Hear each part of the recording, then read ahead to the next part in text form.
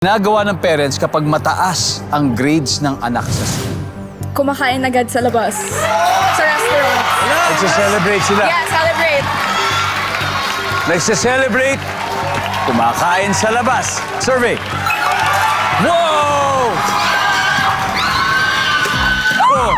Sabi sa'yo, hindi ka kakabahan, di ba? O, Jess, pass or play? Play! Let's play the final round. Come on. Kim, pag mataas ang grades ng anak sa school, anong ginagawa ng parents? Bibigyan ng cellphone. Bibigyan ng cellphone. Parang reward na yun. Same, Seb. Seb, ano pa kaya? Nagpupunta sa amusement park. Oh, lalabas sila. Iti-treat sa labas. Ay, same na rin, Seb.